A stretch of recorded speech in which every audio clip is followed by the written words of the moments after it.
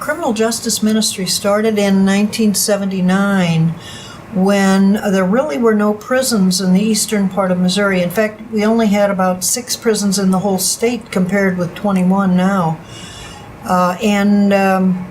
There were a lot of people running down to the city jail or the workhouse, and nobody was coordinating it, and somebody just said, well, somebody ought to get this together.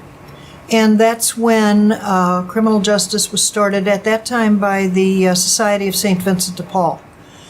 And through the years, we've expanded from just going to visit in jails to doing more teaching, to helping them when they came back out of prison, even anybody, even very short-term prisoners, and then added on housing for those that had been locked up so long they kind of forgot how to function.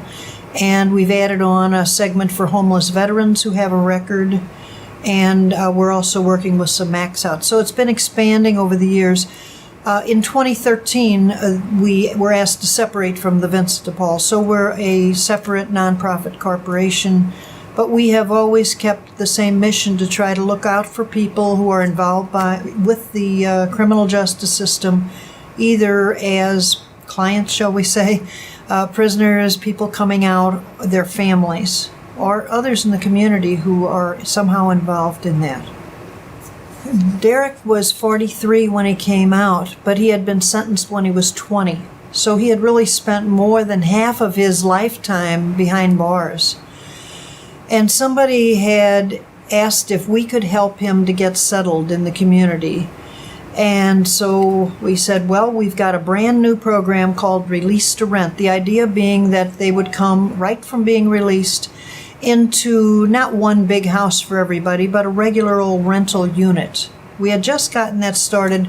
We hadn't convinced the landlords that we really were going to take care of their properties, so the first units were not in great shape.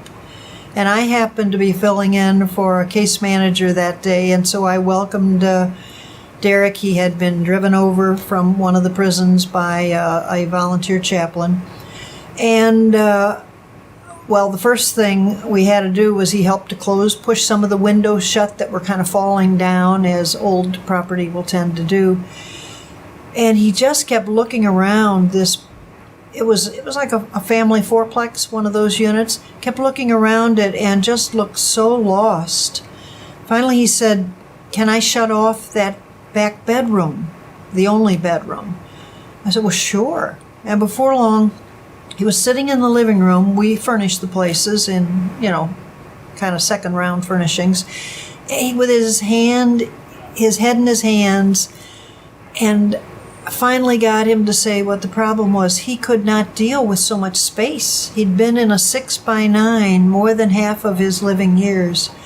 He couldn't deal with it. So I said, well, close off anything you want. You can live in any single part of it. That's fine. But he started meeting people in the neighborhood, and he even offered to help a guy across the street remove a stump.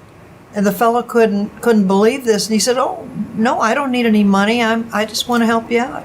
He started talking to the neighbor lady and walking the neighborhood. It just blew his mind that this is how you could live. He had been so long. He took a job that nobody else wanted, working with hospital linens in a very hot, unair-conditioned place where he's been there now for a dozen years. He's now a manager. He's able to hire other people on who also don't mind working hard in very difficult situations. When we needed to build our board from an advisory to a corporate board, we thought of Derek. And so he is one of our board members, and we're proud of him.